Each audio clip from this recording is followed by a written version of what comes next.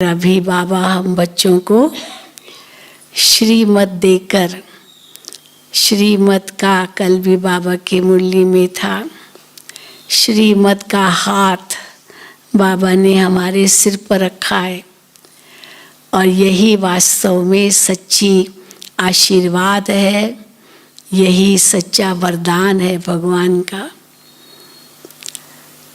तो हम सभी भगवान के वरदानों में पल रहे हैं, ये सदा निश्चय रहे।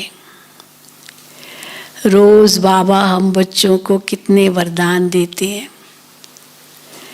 भक्ति मार्ग में तो ऐसे ही आशीर्वाद देते रहे और हमने सोचा कि हाँ बस मिल गई आशीर्वाद।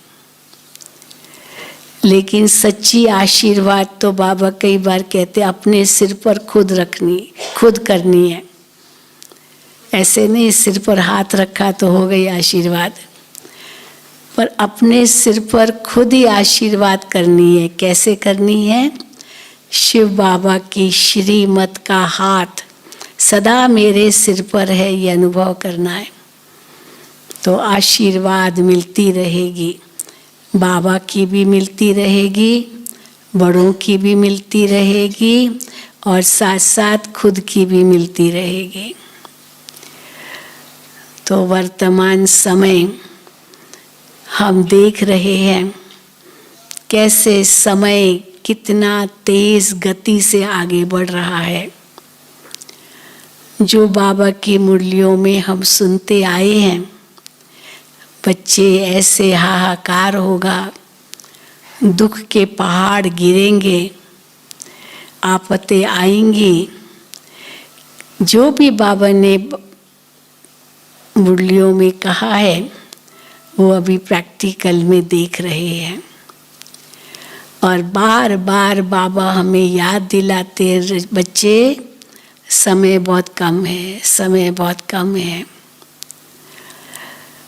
तो हमने कहाँ तक अपनी तैयारी की है, ये हम अपने आप से पूछे। समय बहुत कम है, ये तो नहीं कि अंतिम घड़ी हम तैयारी करेंगे, लेकिन समय कम होने के कारण हमें बहुत जल्दी पुरुषार्थ कर मंजिल तक पहुंचना है। तो संगम युग की मंजिल कौन सी है? पहले तो हम ब्राह्मण बने, ब्राह्मण से हमें फरिश्ता बनना है, फिर घर चलना है, फिर आकर के देवता बनना है।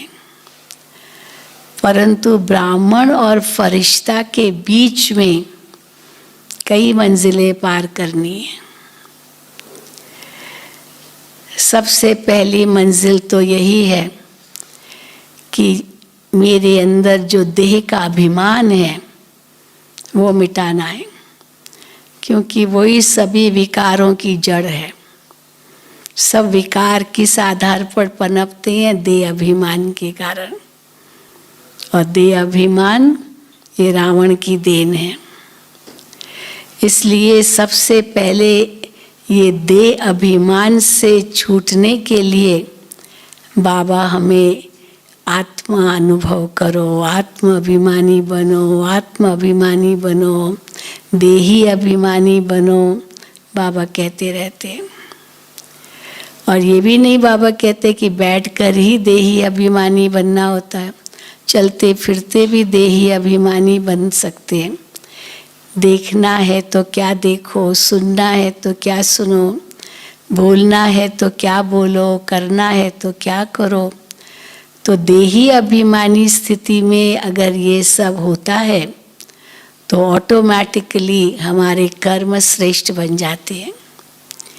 और जैसे ही कर्म श्रेष्ठ बनने लगते हैं तो उसका तुरंत फल है खुशी, सुख की भासना, शांति की अनुभूति। फिर बाबा कहते हैं जो भी कर्म करो देही अभिमानी होकर मेरी याद में करो। ये दूसरी मंजिल है, क्योंकि बाबा की याद देही अभिमानी होने बिना नहीं आएगी। इसीलिए देही अभिमानी पहला कदम है। फिर दूसरा कदम है बाबा की याद। और बाबा की याद भी तब ठहरेगी जब हम बुद्धि से समर्पित हैं। जो बाबा ने कहा संगम युग पर हम बाबा को अपना वारिस बनाते हैं। हम बाबा को वारिस बनाते हैं कैसे? बाबा ये तन मन धन सब तेरा। भक्ति में गाते थे, तेरा तुझको अर्पण क्या लागे मेरा। तो सचमुच अभी प्रैक्टिकल में समर्पण किसको कहा जाता है वो बाबा सिखाते हैं। छोड़ना कुछ भी नहीं है, लेकिन फंसना कहीं भी नहीं है। लगाओ, झुकाओ, खिंचाओ, इन सब से परे होना है, तब ही मुक्त हो सकेंगे। और फिर बाबा आगे क्या कहते हैं? बच्चे फॉलो फादर। ब्रह्मा बाबा ने जो किया उनके कदम पर कदम रखो। और बाबा कहते हैं मेहनत नहीं है। मेहनत तो तब लगती है जब आगे आपके कोई नहीं है, आपको ढूंढना है क्या करना है, कैसे करना है। पर बाबा सहज कर देते हैं। ब्रह्मा बाबा ने क्या किया? ब्रह्मा बाबा ने जो किया वो मुझे भी करना है। और ब्रह्मा बाबा ने जो किया, श्रीमत का पालन जो तुरंत किया हर बात में, तब इतना जल्दी संपूर्ण बने। और हम बच्चे अभी तक कई होंगे जो सोच ही रहे हैं क्या करे क्या करे क्या करे। और ब्रह्मा बाबा ने एक क्षण के लिए भी नहीं सोचा क्या करे। शिव बाबा ने कहा और तुरंत बाबा ने उसको माना। बाबा ने कहा पवित्र बनो, योगी बनो, धक से बाबा ने किया। अपना सब कुछ माताओं के हवाले कर दो। एक सेकंड में बाबा ने किया, बिना सोचे क्या होगा ये सब नहीं सोचा।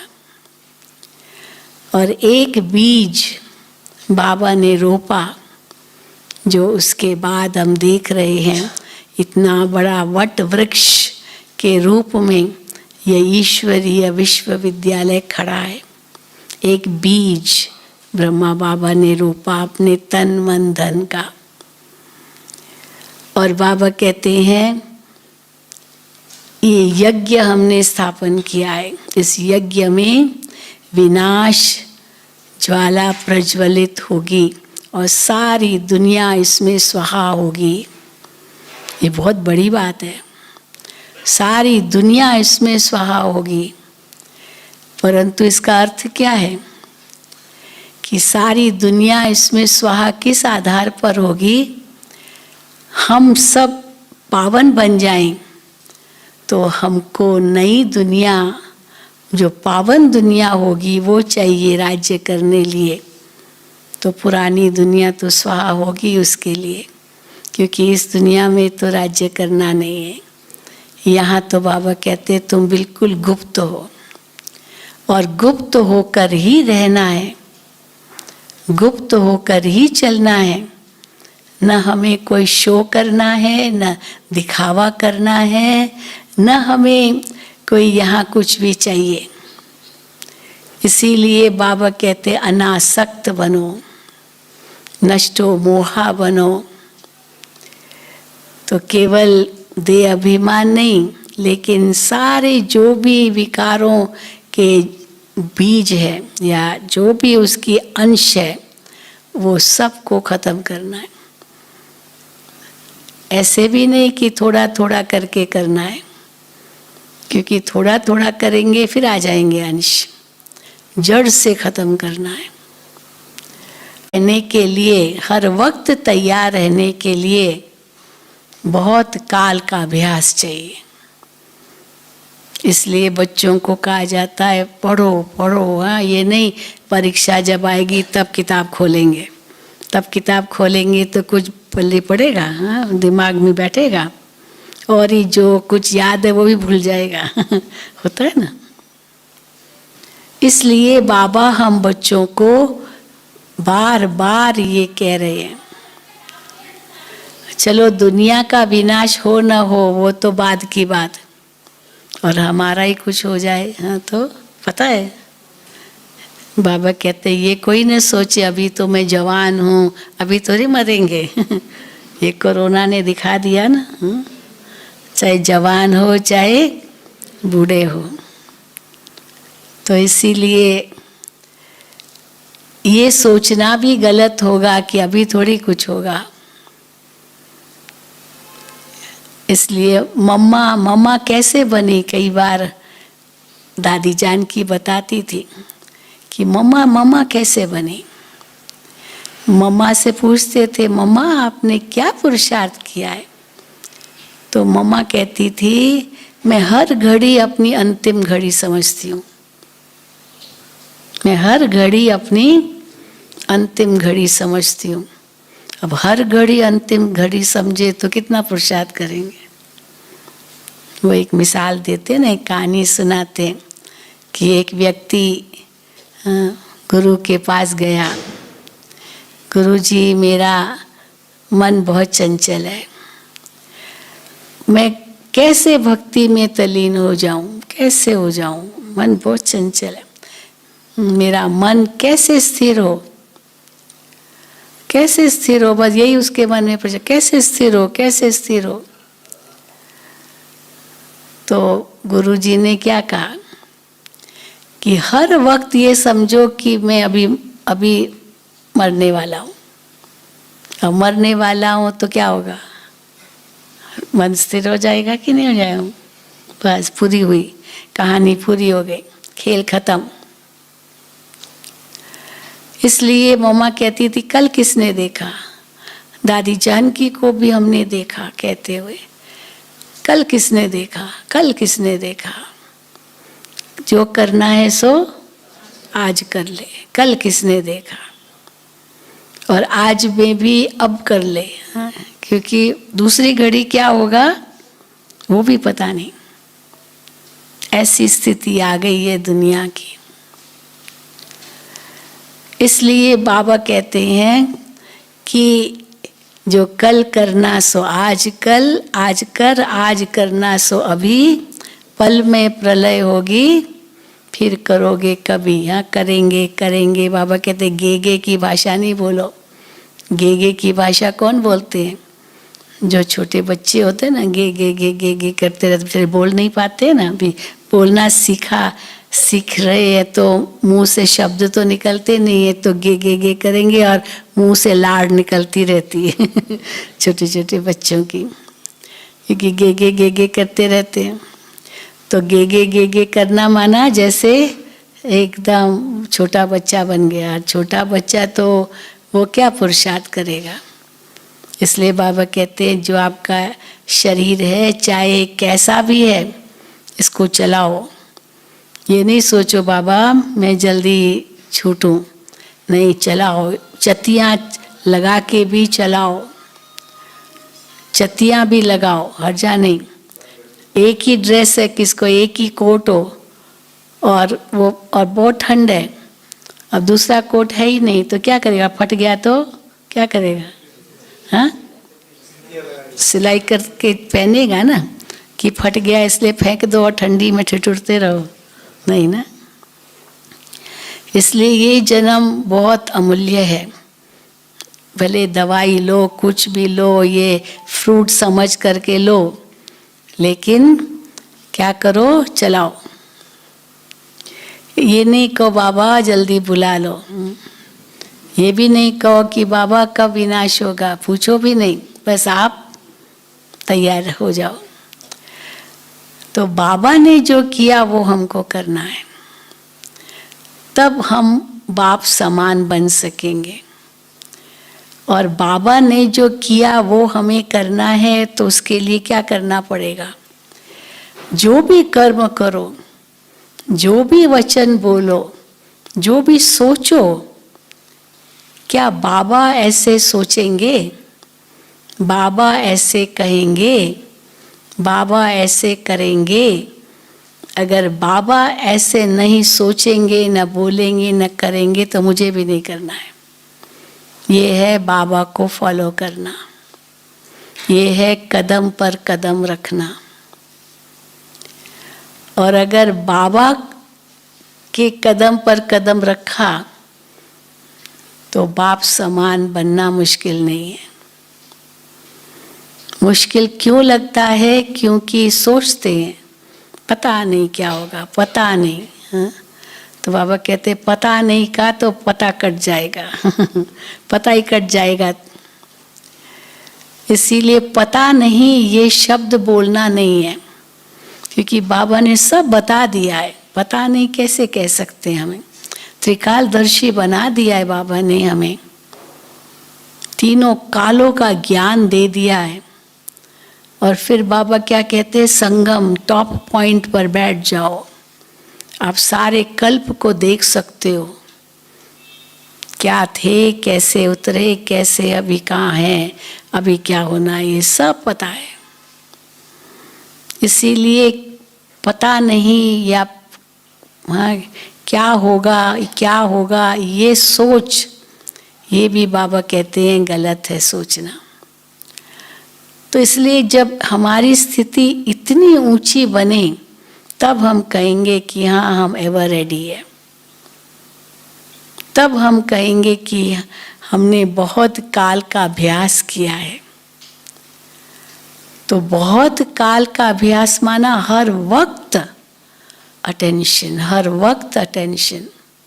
एक घड़ी भी मेरा अटेंशन कम ना हो।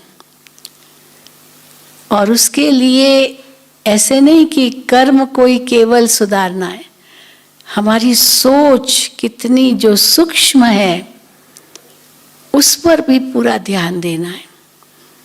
कई बार हमें पता ही नहीं चलता है कि हम कहाँ क्या सोच रहे हैं। आधा घंटा ऐसे बैठे, पता नहीं कहाँ चले गए, दुनिया की सैर करके आ गए। बैठे हैं यहाँ, दुनिया की सैर करके आ गए, व्यर्थ सोच में तुम्हारा आधा घंटा चला गया। या बैठे हैं गपशप करने, बस कहाँ के कहाँ पहुँच गए, इधर की बात उधर, जिसका न सिर है न पैर। एक होता है ना, सिर पैर हो तो कोई काम की चीज़ है, अब सिर भी नहीं पैर भी नहीं तो बाकी क्या बचा। ऐसी बातों में हम फंस जाते हैं और फिर लगता है अरे हम तो 1 घंटा ऐसे ही बैठ गए, ऐसे ही ये हमारा कितना टाइम चला गया पता ही नहीं चला। तो हमारी सोच, हमारे बोल, फिर हमारे कर्म। इसलिए बाबा ने हर बात के लिए हमें श्रीमत दी है। हम ये नहीं कह सकते बाबा ने हमें इसके लिए श्रीमत नहीं दी है, ऐसे नहीं कह सकते। बाबा को दोष नहीं दे सकते। इसीलिए दोष तो चलो बाबा को भी नहीं देंगे। कोई कहते बाबा को नहीं देंगे तो ड्रामा को देंगे। ड्रामा को भी क्यों दे? ड्रामा का क्या दोष है? बाबा ने बुद्धि किस लिए दी है? अगर ड्रामा को दोष दे माना बुद्धि नहीं है क्या अपनी समझने की हमको क्या करना है क्या नहीं करना है?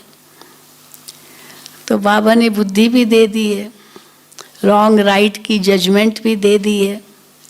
तो जबकि ये सब दे दिया है तो फिर हम किसको दोष देंगे? किसी को भी नहीं। अब खुद को भी अगर दोष देते रहेंगे तो फिर हम कुछ भी नहीं कर सकेंगे। कहिए ना, बस खुद को ही दोष, मैं तो हूँ ही पापी, मैं तो हूँ ही निकम्मा, मैं तो हूँ ही ऐसे, मैं तो हूँ ही ऐसे। अरे ऐसे हो तो बस सुधरेंगे कब? मैं तो हूँ ही ऐसा। दुनिया में कहावत है, भूले करना ये मनुष्य का धर्म है और क्षमा करना ये भगवान का धर्म है। इसका मतलब हम भूले करते रहे और वो क्षमा करता रहे। हाँ? इसका मतलब ये हुआ ना कि भूल करना हमारा धर्म है, माना हम भूले करते रहें और उसका धर्म है क्षमा करना। तो वो क्षमा करता रहे, हम भूले करते रहे। बस यही धंधा भगवान को दिया है, हम एक क्षमा करता रहे, और हमको अपने को धंधा दिया है भूले करते रहना। ऐसे तो नहीं है ना। यही कहते ना, विषय विकार मिटाओ पाप हरो देवा। अब विषय विकार मिटाओ पाप हरो देवा, ये भगवान को काम दिया और खुद को दिया। विषय विकारों में फंसो, हाँ सब में फंसो, अब निकालो तुम, हम फंसे और वो निकाले। तो फंसते क्यों? जो निकालने के लिए उनको कहते हो, हाँ ऐसे कहते ना। फिर कहेंगे पाप हरो देवा, और पाप खुद करते रहो और हम उनको कहें हरो, तो हम करे वो हरे। हाँ छोटा बच्चा होता है ना, गंदगी करता है, फैलाता है, किचरा इधर उधर अपनी चीज़ें सब फैलाता है, तो माँ तो डांटेगी, बच्चा ये क्या कर रहे हो, सफाई रखो, ऐसे वैसे क्यों फेंक रहे हो, तुम ऐसे करो और मैं सफाई करती रहूँ, मैं तुम्हें नौकर हूँ क्या? क्या माँ डांटेगी ना कि अपनी सफाई मैंने खुद करो, आपको ये मैनर्स होने चाहिए, कैसे रखना है, ये तो माँ सिखाएगी। ये थोड़ी कि वो करती रहे, वो करता रहेगा और माँ सफाई करती रहेगी सारा दिन। क्या करेंगे भाई? बच्चे को सिखाएंगे नहीं क्या? सिखाएंगे ना। अगर नहीं सिखाएंगे तो फिर वो आप ही दोषी बन जाएंगे कि सिखाया क्यों नहीं। होता है ना कई ऐसे बच्चे, मानो नहीं है उनका कैरेक्टर अच्छा, तो दोष बच्चों को नहीं देंगे, माँ बाप को देंगे। माँ बाप ने इनको सिखाया नहीं, माँ बाप ने इनको तलब नहीं किया, इनको सावधान नहीं किया। अब माँ बाप के ऊपर दोष आएगा, तो हमारे भी माँ बाप कितना सिखा रहे हैं, लेकिन हम नहीं मानेंगे तो बाबा कहेंगे बाबा भी क्या करेंगे। तो इसीलिए बाबा ने हमें बहुत ऊंचा टारगेट दिया है, ब्रह्मा बाप समान बनना है। तो ब्रह्मा बाप ने जो किया वो मुझे फॉलो करना है। और दूसरा, जैसे दादियों ने किया, हम तो दादियों को देखते आए, बहुत भाग्यशाली हूँ मैं। सब हाँ, मम्मा बाबा दादियाँ दीदियाँ सब जो भी हमारे यज्ञ के पुराने वर्ष गए हैं, सब के साथ हमारा हम उनको अच्छी तरह से जानते हैं, क्योंकि 50-60 साल से ज्ञान में है। तो सब थे उस समय, सब हमारी दादियाँ दादाएँ सारे थे। हम एडवांस पार्टी को याद करते हैं, तो कैसे वे न्यारे प्यारे बनते गए। बड़ी दीदी के लिए तो यही कहते हैं ना, बड़ी दीदी इतनी वंडरफुल उनकी एडमिनिस्ट्रेशन थी, बहुत वंडरफुल। दादी जी तो थोड़ी मिठास की मूर्ति थी, पर दीदी बहुत स्ट्रिक्ट रहती थी। दीदी के किसी ने कहा दीदी आपको बुला रही है, तो पहले तो डरते थे, दीदी बुला रही, पता नहीं क्या होगा। हाँ पता नहीं क्या होगा, आपकी डांट तो नहीं मिलेगी, दीदी बुला रही है, क्योंकि कोई ना कोई ज़रूर भूल की होगी, तभी दीदी के पास मेरी रिपोर्ट गई है, तभी दीदी मुझे बुला रही है। तो दीदी इन बातों में बहुत स्ट्रिक्ट थी। किसने दीदी को देखा? हाँ हमारी टीचरों ने देखा होगा ज़रूर, क्योंकि अभी पिछला महीना दीदी का महीना था, जुलाई का महीना। तो दीदी से तो हमने बहुत कुछ सीखा, लेकिन हमने देखा अंतिम दिनों में दीदी कैसे उपराम होती गई। देखते थे दीदी को। हाँ ये नहीं कभी सोचा कि ऐसे दीदी इतना जल्दी चली जाएगी, परंतु वो उपराम होती गई। जैसे बाबा भी बताते दीदी के लिए, कुछ भी उनको कहते थे, दीदी कहती थी अभी घर चलना है, अभी घर चलना है, अभी घर चलना है। बस एक ही रट दीदी की थी, अब घर चलना है। और दीदी कैसे मधुबन से कोई ऐसी कोई बीमारी हालत में नहीं गई। बॉम्बे जाना था क्योंकि कैटरेक्ट का ऑपरेशन कराना था, तो यहाँ तो डॉक्टर कुछ थे नहीं, 83 की बात है ये। तो बॉम्बे जाना था कैटरेक्ट का ऑपरेशन कराने के लिए। लेकिन एक दिन दीदी अचानक जैसे बिस्तर से उठी ना, तो एकदम अंधेरा आ गया दीदी के आगे, अंधेरा, और थोड़ी गिरी क्योंकि अंधेरा आ गया। तो अब कैटरेक्ट का ऑपरेशन दीदी को कराना, और अंधेरा आ गया आँखों के सामने। तो डॉक्टर ने कहा, वहाँ बॉम्बे में जब ये बताया आँख के डॉक्टर को, तो डॉक्टर ने कहा कि फिर कुछ और कारण होगा, ये कैटरेक्ट का कारण नहीं है। क्यों ऐसे अंधेरा आ गया? नहीं तो कैटरेक्ट होता है ना मोतिया, तो ऐसे नहीं कि कोई अंधेरा आ जाता है। तो कारण क्या होगा? पहले सीटी स्कैन कराओ, ब्रेन का स्कैनिंग कराओ, तो कहीं कुछ है तो नहीं। तो जब सीटी स्कैन कराया तो पता चला एक गांठ है, ब्रेन में गांठ है, और जब तक गांठ का वो ऑपरेशन नहीं होगा तब तक मोती का ऑपरेशन नहीं करें, क्योंकि फ़ायदा नहीं ना, फिर भी अंधेरा आ जाएगा उस गांठ के कारण। अब क्या सोचे, क्या करें? तो फिर ऑपरेशन कराया, लेकिन ऑपरेशन के बाद दीदी होश में आई, परंतु ऑक्सीजन जितना पहुंचना चाहिए ना ब्रेन में, वो उतना पहुंच नहीं पाया। बहुत कोशिश की, लेकिन इतना पहुंच नहीं पाया।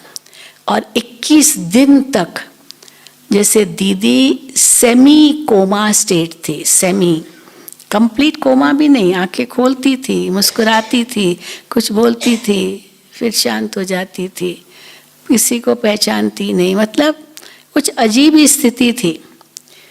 तो ऐसी थी 21 दिन तक, और 21वें दिन दीदी ने देह त्याग किया। कोई वेंटिलेटर पर नहीं थी, कुछ भी नहीं, ब्रीदिंग सब नॉर्मल था, लेकिन सेमी कोमा स्टेट। बाबा ने कल भी मुरली में कहा ना, कोमा स्टेट कैसे, ये सेमी, कंप्लीट कोमा भी नहीं था। तो जब दीदी ने शरीर छोड़ा तो बाबा ने संदेश भेजा, गुलजार दादी संदेश लेकर आई। तो बाबा ने कहा कि दीदी की जो इच्छा थी, शुरू में जब दीदी ज्ञान में आई, बाबा को देखते ही ट्रांस में चली गई, और फुल ट्रांस में नहीं, सेमी, सब कुछ उनका सेमी होता था, सेमी ट्रांस। बाबा को देखती थी, फिर कृष्ण को देखती थी, स्वर्ग को देखती थी बस, और रास करती थी। मतलब ये शुरू की इनकी नशे की स्टेज थी, बहुत करती थी। तो वो जो दीदी का जो अनुभव था शुरू में, जब यज्ञ में आई पहले और धक से समर्पित हो गई, सब धन संपत्ति, बहुत धनी घर की थी, और सब त्याग किया। तो वो दीदी के मन में सदा इच्छा रहती थी कि वो जो मैंने अनुभव शुरू में कि वो मैं फिर से करूं, लेकिन फिर एडमिनिस्ट्रेशन में आ गई तो ये सब कहाँ होता है। तो वो जो दीदी की आश थी वो बाबा ने पूरी की, वो 21 दिन क्योंकि सेमी कोमा स्टेट, कभी मुस्कुराती है, कभी शांत है, कभी आंखें बंद है, कभी बिल्कुल मना, कुछ समझ ही नहीं आता था, डॉक्टर्स भी कुछ नहीं कर पा रहे थे, ये ऐसे ही था। तो वो बाबा ने अनुभव उनको कराया, और वो अनुभव किया, और फिर बाबा ने बुला लिया, हाँ, वतन में बुला लिया, और फिर वापस तो आई नहीं। हम लोगों ने यहाँ, मुझे वो याद है कैसे दीदी को छुट्टी दी, भाई बॉम्बे जा रही है कैटरेक्ट का ऑपरेशन कराने, कौन सी बड़ी बात है, कैटरेक्ट तो कोई बड़ी बात नहीं थी। और फिर तो वापस उस रूप में तो आई नहीं। जी नहीं, वो अलग बात, वो छोड़ो, परंतु मैं दीदी की अंतिम घड़ियों की बात कर रही हूँ। फिर दादी का हमने देखा, फिर दादी जी का देखा, दादी जी भी का भी ऐसे ही, कैसे दादी संपन्न होती गई। पहले दादी का इतना वंडरफुल एडमिनिस्ट्रेशन, दादी के एडमिनिस्ट्रेशन में ये सारा यज्ञ दिन दुगनी रात चौगनी गति में आगे से आगे बढ़ा, दीदी दादी ने मिलके किया। फिर चलो दीदी ने देह त्याग किया 83 में, फिर दादी जानकी, दादी चंद्रमणि, बाबा ने सबको बुला लिया। और फिर तो कैसे 2007 में दादी ने देह त्याग किया, लेकिन हम 2-3 साल पहले से ही देख रहे थे दादी को। पहले तो दादी इतनी एक्टिव थी, इतना सारा आप देख रहे हैं ना, इतना बड़ा ज्ञान सरोवर, रोज जाना, रोज देखना कौन क्या कर रहा है, मतलब कितना बन चुका, दिया दी कहाँ तक सब कुछ हो रहा है। और फिर 2004 के बाद, 5 के बाद दादी बिल्कुल उपराम होती गई, उपराम होती गई, उपराम होती गई। एकदम ऐसे लग रहा था दादी बिल्कुल न्यारी हो गई, इस दुनिया में जैसे है ही नहीं। हम कई बार देखते थे, हम सोचते थे दादी को ये सुनाएंगे, वो सुनाएंगे, वो सुनाएंगे, और लेकिन जब दादी के सामने जाते थे सब बातें भूल जाती थी, सब भूल जाती थी। दादी जी को तो सबने देखा होगा, जिन्होंने दादी प्रकाश मणि को नहीं देखा वो हाथ उठाए। नहीं देखा? अरे बाप रे, इतना नहीं। दादी प्रकाश मणि को भी नहीं देखा? अच्छा। दादी जानकी को तो देखा? दादी जानकी को जिसने नहीं देखा वो हाथ उठाए, वो भी है। अच्छा। दादी गुलजार को जिसने नहीं देखा वो हाथ उठाए, वो भी है। अब एक बाप दादा से मिलन नहीं हुआ है। अच्छा, चलो कोई बात नहीं। हाँ, फिर भी last so fast so first जा सकते हैं, बाबा कहते हैं। लेट आए लेकिन टू लेट अभी भी नहीं। हाँ, उनकी कहानियां सुनते हैं ना। आप जैसे ही रहे जी, आप जैसे ही रहे होंगे वो। तो दादी जी को भी हमने देखा, तो धीरे धीरे दादी कैसी उपराम होती गई। एक बार दादी ने मधुबन में मधुबन निवासियों का क्लास कराया, तो किसने दादी से पूछा, दादी आपकी कोई इच्छा है, कोई इच्छा है? क्योंकि देखते तो दादी न्यारी बनती जा रही है। तो दादी ने कहा बस एक ही इच्छा है, संपन्न बनना है, संपूर्ण बनना है, संपन्न, बस यही उनकी बुद्धि में था। संपन्न बनना है, संपूर्ण बनना है। और फिर दादी की इतनी ऊंची स्टेज, तो सोचते थे हम ये सुनाएंगे वो सुनाएंगे, बोलते तो दादी के सामने जाते ही सब बातें भूल जाती थी। दादी की स्टेज इतनी ऊंची मानो, और हम छोटी छोटी बातें लेकर के गए दादी के पास। पहले तो जाते थे क्योंकि दादी ही थी मधुबन में, तो दादी के पास जाते थे। लेकिन जब दादी की स्थिति को ऐसे देखते थे, इतनी ऊंची, और एकदम आते जैसे दादी दृष्टि दे रही है, तो वो बातें क्या होगी? हाँ, वो तो जैसे भूली जाती थी, भूल जाती थी बिल्कुल। किस लिए हम आए, क्या दादी को कहने आए, ये भी भूल जाते थे। सचमुच ये होता था। फिर सोचते थे क्या दादी को ये छोटी छोटी बातें सुनाएं, ये हम खुद ही निपट लेंगे। मानो उतनी ऊंची स्टेज दादी की होती गई। और फिर तो कई बातें आई, शरीर के तो कई रोग आते हैं, लेकिन दादी उपराम होती गई, और बिल्कुल लग रहा था जैसे दादी संपूर्ण हो रही है। एक है संपन्न स्थिति, दूसरी है संपूर्ण स्थिति। संपन्न और संपूर्ण में अंतर क्या है? संपूर्ण माना जैसे पूरा चंद्रमा होता है ना, पूरा गोल, पूर्णमासी के दिन वो संपूर्ण होता है। तो आकार में संपूर्ण, और संपन्न माना प्रकाश में संपन्न, फुल लाइट, कंप्लीट लाइट। हाँ, जैसे शरद पूर्णिमा पर क्या कहते हैं कि चंद्रमा की इतनी तेज, हाँ, इतना तेज प्रकाश होता है, तो वो जैसे संपन्न है प्रकाश में और पूरा आकार में, तो वो संपूर्ण और संपन्न, इसको कहते हैं संपन्न और संपूर्ण। और जब हम देवताओं की महिमा गाते हैं तो क्या कहते हैं? सर्व गुण संपन्न। तो गुणों की संपन्नता है, और 16 कला संपूर्ण, क्योंकि चंद्रमा की कलाएं घटती और बढ़ती रहती है। तो सब फुल मून है तो 16 कला संपूर्ण कहा जाएगा, कंप्लीट राउंड। हाँ, पूरा चक्र, पूरा राउंड, वो 16 कला संपूर्ण है। और कलाएं का मतलब है बाबा के वो पवित्रता की कलाएं। ये नहीं लिखने की कला, पढ़ने की कला, बोलने की कला, वो कला नहीं है।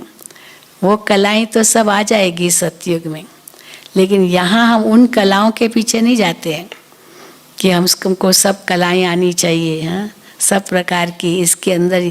हाँ, गुण जरूर लाने हैं, सर्व गुण संपन्न जरूर बनना है। हर एक से गुण लो, हर एक से गुण लेना, ये है सर्व गुण संपन्न बनने की विधि। अनादि गुण और आदि गुण, देवताओं के गुण और आत्मा के अनादि गुण, वो सब मेरे अंदर ही है। हम महसूस करें, मुझे कहीं बाहर से नहीं लेनी है, लेकिन दूसरों से प्रेरणा लेनी है। कोई किसी को सिखा नहीं सकता ये गुण। इसलिए कहावत है, इंग्लिश में कहते हैं, values can not be taught but they are caught. जो वैल्यूज है, मूल्य है जीवन के, वो सिखाए नहीं जाते। अब किसी को कहो कि आप शांत रहो और खुद ही गुस्सा कर रहा है, तो वो शांत रहो कहेगा तो किसको उससे प्रेरणा मिलेगी? शांत रहो जब कहेगा तो खुद को कितना शांत रहना पड़ेगा। हम कई बार एजुकेशन में है ना, मैं हूँ, तो हम जैसे टीचर्स को सुनाते थे, लौकिक टीचर्स को। अब बच्चे शोर कर रहे हैं और शोर कर रहे हैं और टीचर पहुँच गई और हाथ में लकड़ी है, साइलेंस साइलेंस साइलेंस साइलेंस, जोर जोर से पीट रही है, साइलेंस साइलेंस साइलेंस। अब बच्चे साइलेंस क्यों करेंगे? वो तो अपना बोलते रहेंगे। तो साइलेंस साइलेंस चिल्लाने से साइलेंस होगा क्या? या लकड़ी को पीटने से टेबल पर साइलेंस होगी क्या? तो हम उनको कहते थे, आप वहाँ जाओ और एकदम साइलेंस में खड़े हो जाओ, साइलेंस में खड़े हो जाओ। मेडिटेशन तो सिखाते थे, और ऐसी उनको दृष्टि दो, हाँ, खुद शांत स्वरूप होकर आप उनको ऐसी शांति की दृष्टि दो, वाइब्रेशंस दो, वो अपने आप सब शांत हो जाएंगे। अब शांति शांति चिल्लाने से शांति आएगी क्या? नहीं आएगी ना। पर खुद शांत होंगे तब वो वाइब्रेशन से उनको शांति आएगी। इसीलिए गुण जो है ना, वो सिखाए नहीं जाते हैं, वो लिए जाते हैं। कहेंगे अभी जैसे मेरे अंदर एकदम शांति है, आप कहेंगे बहन जी में कितनी शांति है, पर ये थोड़ी खाली कहने से आपको मिल जाएगी। आपको भी वो शांत रहना पड़ेगा, खुद के साथ प्रैक्टिस करनी पड़ेगी, मेहनत करनी पड़ेगी। तो values are not taught but they are caught. उनको पकड़ा जाता है, कि उनसे प्रेरणा ली जाती है कि हम भी ऐसे बने। तो दादियों से तो हमने प्रेरणा ली, मम्मा से ली, बाबा से ली। मुझे याद है, मैं कई बार बताती हूँ, जब मैं विदेश से आई भारत, जैसे बताया ना, मधुबन में दादी ने मुझे रखा, तो मैंने दादी से पहला ही प्रश्न ये किया कि दादी, मधुबन में मैं रह के विशेष क्या पुरुषार्थ करूं? तो दादी ने मुझे बहुत सुंदर बात कही। दादी ने कहा कि तुम टीचर तो बहुत अच्छी हो, लेकिन अभी माँ बनो, माँ बनो। मैंने कहा माँ बनो? हाँ, तो माँ बनो। हाँ, जैसे बाबा ने कल भी मुरली में कहा, पुत्रवान भव। कल की मुरली थी ना, तो सारी दुनिया हमारी रचना है, हम जगत अम्बा है। मम्मा मम्मा कैसे बनी? सब बच्चे हैं।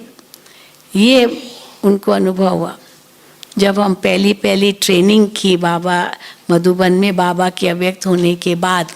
तो बाबा ने कुमारियाँ, हम कुमारियाँ थी, सब ट्रेनिंग करने आए थे 69 में। बाबा के अव्यक्त होते यहाँ ट्रेनिंग प्रोग्राम्स रखे थे, तो वो कुमारियों की ट्रेनिंग में हम आए। तो बाबा ने हम सब कुमारियों को कहा, कभी भी अपनी को कुमारी मत समझो। कुमारी समझेंगे ना तो वो कोमलता, कमजोरी, वो मैं मैंने डरना ये लगेगा। और मैं माता हूँ, तो माताएं तो शेरनी शक्तियाँ है ना। कुमारियाँ तो डरपोक होती है, पर माताएं आओ तो सही मेरे सामने। अगर वो डरपोक है तो वो क्या शक्ति है? तो इसीलिए अपने को जगत माता समझो, हाँ, कुमारी नहीं समझो। तो ये बाबा ने उस समय कहा था। तो दादी जी ने मुझे यही कहा। अब क्योंकि डबल विदेशी मधुबन में आने लगे, तो उनकी भी सेवा करना, क्लासेस, ट्रांसलेशन, क्योंकि विदेश का तो अनुभव मुझे हो गया था। अफ्रीका में सेवाएं शुरू की, मॉरिशस में सेंटर खोला, कई जगह। तो फिर इसलिए दादी ने मुझे यहाँ रखा। तो माँ अपने आप को जगत अम्बा समझो, माँ समझो, तो कुमारी नहीं समझो, टीचर नहीं समझो, टीचर भी नहीं समझो, क्योंकि टीचर हूँ तो भी अभिमान आ जाएगा। मैं तो टीचर हूँ ना, मैं तो टीचर हूँ ना। लेकिन सरल स्वभाव इतना हो, ये टीचर का भी भान क्या, ये भी अभिमान है। मैं भी, बाबा हमारा टीचर है, हम कौन है, हम तो सब स्टूडेंट्स हैं, अभी तक सब पढ़ रहे हैं। इसीलिए संपन्न बनना है, संपन्न बनना है, संपूर्ण बनना है, तो उसके लिए पहले तो बाबा को फॉलो करो, फिर जो दादियों ने किया उनको फॉलो करो, फिर सबसे गुण लेना है, गुणग्राही बनना है। जो आज भी बाबा ने मुरली में कहा, किसी का अवगुण नहीं देखना है। अरे वो बेचारा खुद ही अपने अवगुण से परेशान होगा, और हम उनका अवगुण लेके अपने में डालेंगे क्या? वो खुद ही परेशान होगा। समझो किसमें गुस्सा है, अरे इसमें कितना गुस्सा है, इसमें कितना गुस्सा है, तो पहले तो हमको गुस्सा आ जाएगा उसका गुस्सा देखकर तो उसमें गुस्सा है तो मुझे क्यों गुस्सा आ रहा है? इसका मतलब मेरे पास भी कोई कम गुस्सा है क्या? क्योंकि उसका गुस्सा मुझे पसंद नहीं है। तुम्हारा मेरे में भी है ना वो गुस्सा। इसलिए बाबा कहते किसी का भी अवगुण मत देखो, बदला कभी मत लो, बदल के दिखाओ। क्यों? क्योंकि अब सब हिसाब किताब चुकतू करने, अगर कोई कुछ कर भी रहा है, ये हिसाब किताब चुकतू हो रहा है, और चुकतू करना ही है। नहीं करेंगे तो धर्मराजपुरी की सजाएं खानी पड़ेगी। इसलिए यहाँ चुकतू हो जाए, चुकतू हो जाए, हल्के हो जाएंगे। ये ऋण है, 63 जन्मों के ऋण है, जो भी कर्ज हमने लिया है वो चुकतू हो रहा है। ये सब जो भी हिसाब किताब है, चाहे दे के संबंधों के, या जो भी कुछ है, संस्कारों के, कितने इस प्रकार के व्यक्ति है, ये सब हिसाब किताब चुकतू हो रहा है। इसीलिए किसी का भी अवगुण मत देखो।